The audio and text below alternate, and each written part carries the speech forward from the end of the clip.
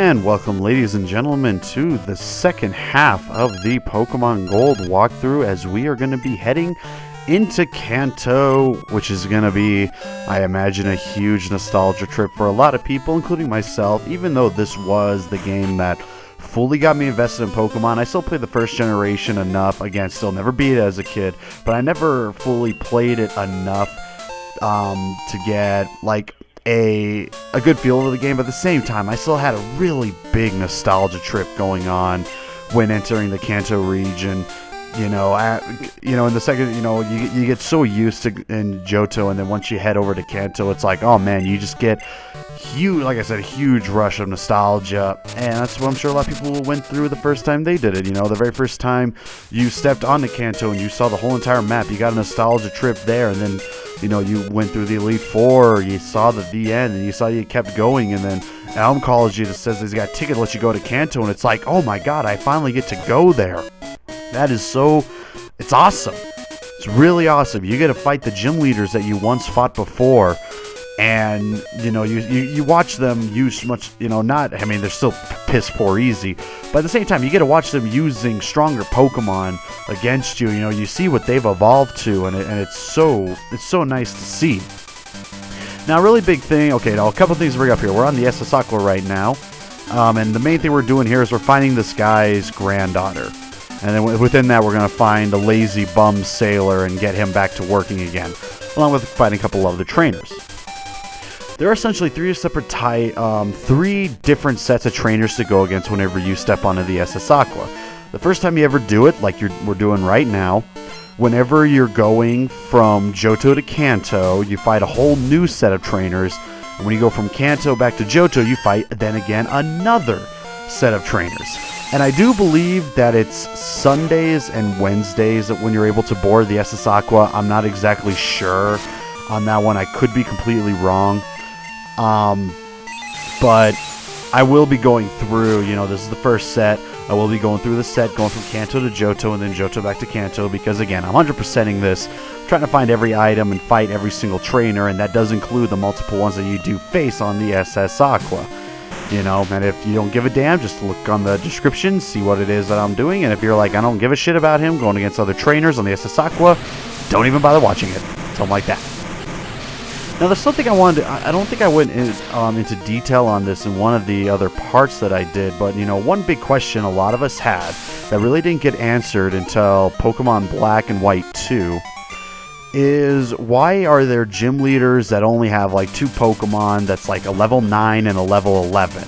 If they're gym leaders, why don't they have all 6 at a really high level? And I thought this myself. I always thought it was pretty funny, especially when going back, to Kanto and you see them using much stronger Pokemon. It's like, okay, were they just going up with them? Because that doesn't make any sense as to why they are a gym leader in the first place.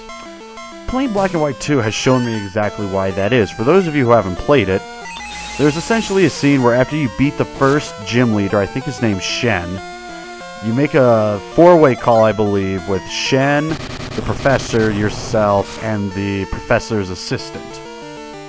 And I don't know their names because Generation 5, as much as fun as Black 2 has been so far, I'm not really getting into it. And it has been a while since the last time I played it. So, I'm just going to be like the one guy with the one person, whatever. And I really think the gym leader's name is Shen, though.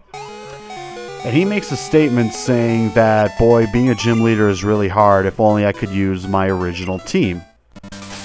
So in saying that essentially showed me that there are 2 or more teams that gym leaders have. Their original team that they use when they're doing an all-out bout, say in the Elite Four in tournaments.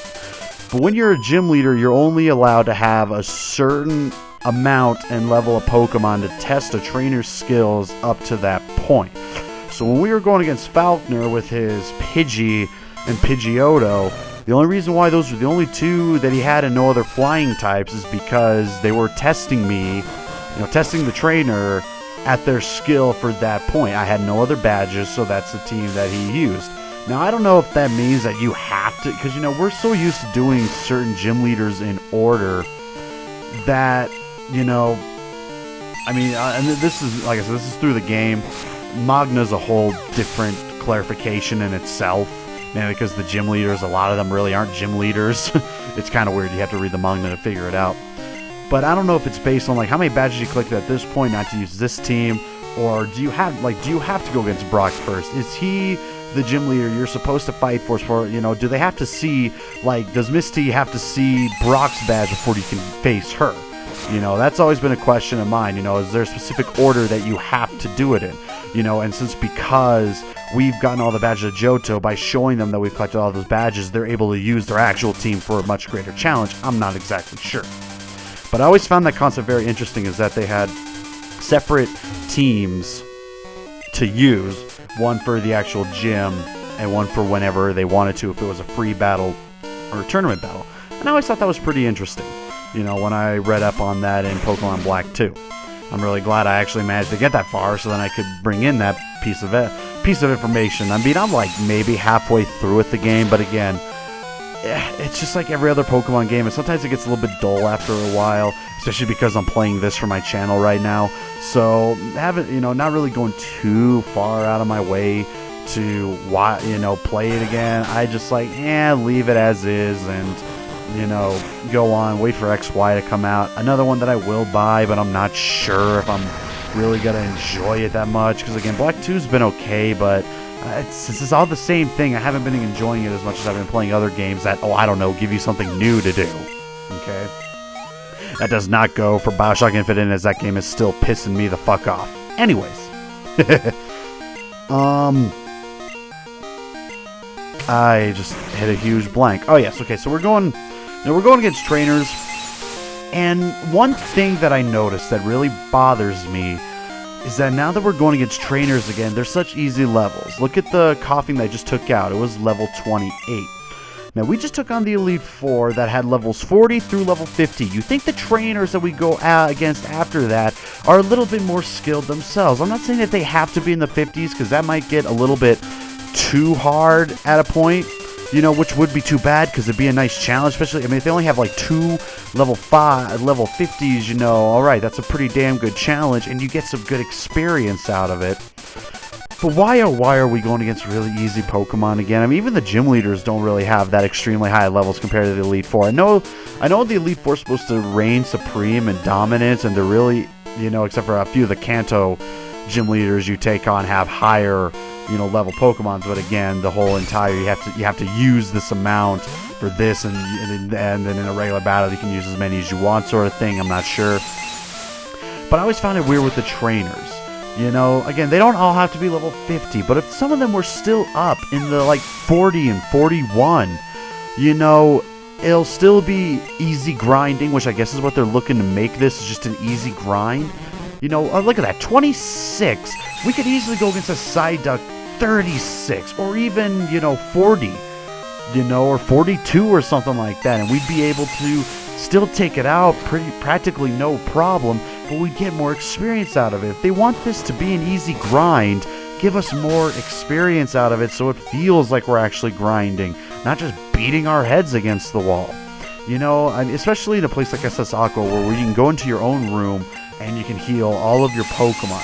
I can understand maybe some routes in Kanto where it's like you have a stretch of 10, trainers to go against, and if they're all really high leveled, having to go back and forth between there and the Pokemon Center can get a little bit frustrating.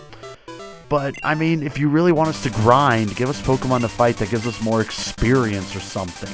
That's more of a nitpick, but it's still quite bothersome.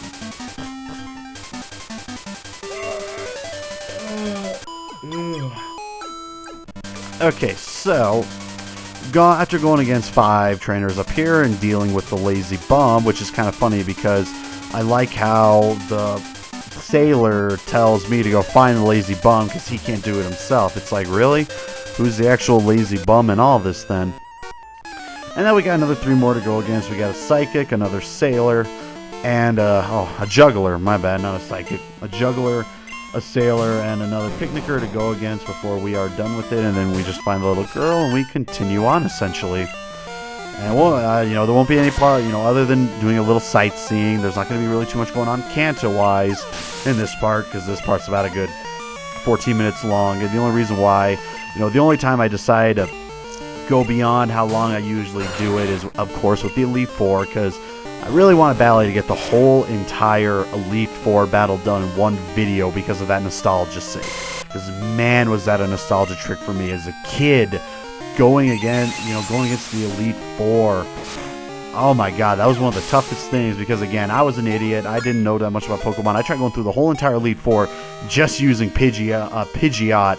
You can imagine how hard that pretty much was, especially against Lance. But after about 20 or so tries, I finally did it. It wasn't pretty, but I got it done. But man, the nostalgia trip that I got going through that again, hearing all the gym leader music with fighting the Elite Four, and Lance's very own champion music, which is still, to date, my favorite champion music. A lot of people's favorite is in Gen 1, which I do like it, but man, the second one, again, it's the nostalgia's sake. That one hits me home more than any other champion song going against Lance, and that was something. And again, that's why I didn't want to do commentary for it. One, it would have been half an hour of me talking over the most epic part in the game, other than at the end of the game. And I didn't want to ruin it for anyone or even myself. I just wanted to have it out there, listen to the music, listen to the battle, not my voice. People needed a break anyways, and just have it go the full half hour it went for. It was too big of a thing to split into two separate videos, which really made it not hard but interesting in recording it, because again, when you record the way I do by actually using the Visual Boy Advance, you go too far over 15-16 minutes and it starts spazzing out. So I had to really keep an eye on that and make sure I'd stop recording at least every 12 minutes, which was essentially every two Elite Four, and then Lance himself took about 10 freaking minutes. Jesus. So, for those of you really, because again, sometimes my voice goes over where certain cuts are when I have to stop and start over again because of the recording. Because I didn't have any talking in. There are a lot of you probably noticed that when I went, between going against Koga and Bruno, you just heard a slight change in the music. That's because I had to stop recording and then restart recording and whatnot. Just one of those. What else can you do? Ah, yes, another Seaking. That means another fuck yeah Seaking meme, like I've been doing this whole entire playthrough, essentially. And it ain't gonna stop. Every time I see a Seaking, expect another one with a whole new picture, but the same audio from Brain Scratch. And that is essentially the end of it. Well, yeah, not the video, just going about SS Aqua, you find a little girl talking to the captain, the same captain that threw up a little bit earlier. He has his trash can right over there. And after taking the little girl back to her grandfather, the grandfather gives you the metal coat, which is used on I think it's only Onyx. It's Onyx and Scyther. I think Onyx too. Yeah, I think Onyx and Scyther. You make them hold on to it when you trade, and you get an Onyx to a Steelix and a Scyther to a Caesar. And that's the only item you can get. Check the trash bags all you want. There's going to be nothing in there whatsoever. But we are now at the end of our trip, ladies and gentlemen, and we are going to be taking our first, what I consider, because, the Pokemon League's an area of its own, in my opinion. This is the real Kanto, and this music is so soothing. It brings a smile to my face, as I'm going to do just a little sightseeing, being like, oh, yeah, this is exactly where this was. This is exactly where this was, Oh my god, there's the Pokemart. Man, there's that one area where I think you can get a Squirtle in yellow. There's the gym. Holy shit. Such a huge nostalgia trip for a lot of people. And by God, I cannot wait to continue on and going against the gym leaders for the second time. So next time we will be taking on Lieutenant Surge. We will be seeing you people there.